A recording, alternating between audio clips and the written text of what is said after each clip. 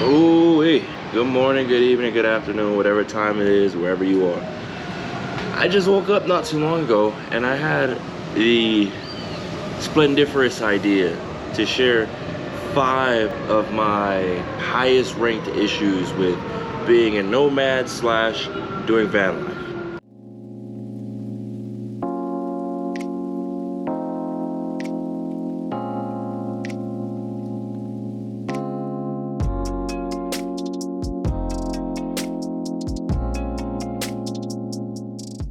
So, without further ado, my name is Mike. I normally live and travel out of my self-converted camper van. Right now, I'm not currently in my camper van, but this video still applies because I'm still traveling, still being a nomad. So, my number 1 on the list goes as follows. Usually, a lot of people say when they bring up their biggest issues and their biggest battles with doing van life or being a traveler is that they mention the distance and distance with their family. For me, fortunately, well, also kind of unfortunate at the same time, that's not an issue because my family, we live in all different places, different states, my immediate family to be exact. And so that wasn't a big problem for me when I started traveling more, when I started living out of my van, because we were already in different states. So being in different states again just didn't change anything because we're linked by phones, text messages, different groups. And so that wasn't an issue. An issue was things were always breaking. So in my van, I believe it's my second video, my van went through, I didn't mean to do it to it, but I unintentionally basically froze everything in the van. I was up near the Grand Canyon. I guess there was a random cold front that came through and things just broke. And so on top of that, on top of my diesel heater, just a bunch of things. And I haven't even been living in my van for very long and I've seen a lot of things break. Fortunately, I built the van out and I'm pretty handy in a certain way. So I was able to fix just about everything. But things break all the time. I feel like it's a common theme. So if you're interested in van life or if you're interested in starting to basically travel out of a vehicle, just know things break all the time. Because you're bringing something that technically should not be the way that it is into a vehicle that it's not designed for. If that makes sense, like you're bringing a home into a vehicle, something that's moving with a lot of moving parts. Things break. Things tend to break. My number 2 on the list is, and these aren't ranked in order of like importance, but my number 2 on the list, I would probably say parking. Fortunately, there's a lot of apps that make it simple and make it easy, but at times it can be a little bit difficult because say you want to be in this beautiful area and the area is nice, everything's nice. You look to go and find a place to park. I, for instance, use iOverlander. It's done me justice on numerous of occasions. And say you go to park, next thing you know, there's nothing available around you within a 5-mile radius. And yes, this comes down to preparation. You can prepare all day, but at the end of the day, we're humans and we make mistakes. So you could prepare a route, you get there and you're like, oh, I don't really want to be here, and then you change. That's another thing with being on the road or being a traveler is that you're making dynamic decisions all the time. But so I would say parking. For me, parking hasn't been a huge issue. I know a lot of people will stand up and say, man, I just hated the fact that I was always moving. For me, that wasn't an issue. It was just the initial place to park, because there's only so many times that I feel like being in a Walmart parking lot or at a gas station. But of course, as it's obvious, I'm pretty early on in my van life journey, and it's not an issue where it's like, all right, I'm done with this, I don't want to keep doing this. But it's like at times, say it's 1 in the morning and I have to move from my spot because I can't be there any longer. Things like that. That's what makes it harder. Not impossible, harder. Number 3, I would definitely say the little expenses like gas prices and small charges. So for instance, if you're in the United States and you've seen the gas station Arco, their gas prices are usually a little bit lower. They come with that 35 to 25 cent charge though. Little prices like that. What's going on over there? I don't know what happened just now, or these people just started playing music. I don't know if you guys can still hear me. If you can, great. We're gonna continue. Gas prices. So since you're in a vehicle and you're traveling all the time, obviously you're going to be driving. Now, of course, it depends on if you're doing fast travel, you know, medium speed travel, and slow travel. If you're in a space for a week, 2 days, or a day. For myself, previously, I did a lot of traveling within a short amount of time, so the gas prices racked up pretty quick, and things like that. That's what makes van life hard, because if you don't have, you know, the resources to pay for it, you're not moving. And so, of course, you got to plan and travel around that. But with having so much freedom available to you, and you know, if you're coming from a place like myself where you're like, I want to see all of these things, you're gonna want to go see them. So for myself, that was something that made it pretty difficult being out the van, because I wanted to go to different places, and I had to remember that I'm not on the normal timeline. Like, I need to fit this all into a weekend, and that was one of my biggest hurdles, was like the time management of being in this place and going to this place. My number 4. This number 4, I would say it's a bit common between a lot of people. And depending on how you built out your rig and how you have your place set up, is little things like privacy. So say you want to take a shower or use the bathroom. Oftentimes we're going to a gym, or if you're near family, going to their places. And sometimes it does feel good to just have your own things. Me, myself, the way I built out my van, I don't personally have a fixed shower.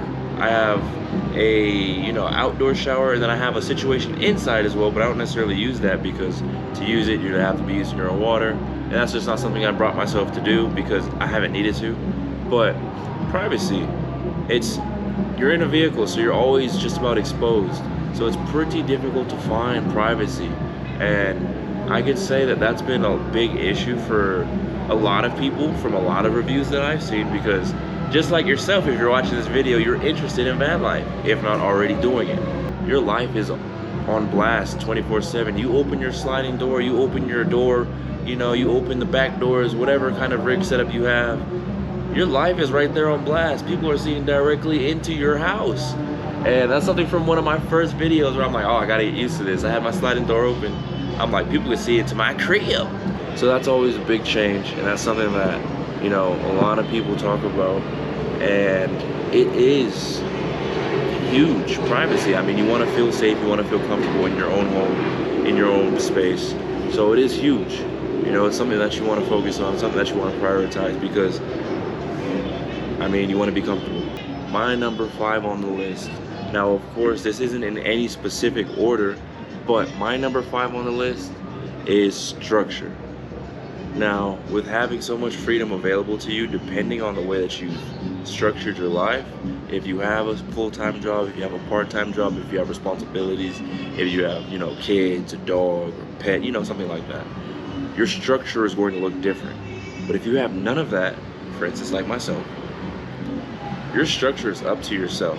So it's up to your imagination what your days are going to look like. And for some people, that's very, very tough, because you don't know what tomorrow's going to look like, because today was insane. You don't know how yesterday was going to look, because the day before it was just as insane. And so with being able to be in different places and have variable locations, I can understand how structure can be like an Achilles heel in a sense of being a van life or a nomad, because there's no guarantee to just about anything. You wake up in the morning, I want to be in this place. There goes your entire structure base from yesterday that you had set up and established. So it's variable, but I would say that this what makes it hard, but this is also one of the very rewarding pieces, because you're not fixed to any set structure that you not want to be. If you want to be in, say you're in a state like Washington, if you want to be in Washington one day and you're like, you know what, I'm not enjoying this, I want to go to Canada, you can go ahead and cross right over. I'm a little bit salty speaking on the topic, because from one of my previous videos, as you can see, I was not allowed to get into Canada just because of my own fault. We'll talk about that another time, or you just watch the video.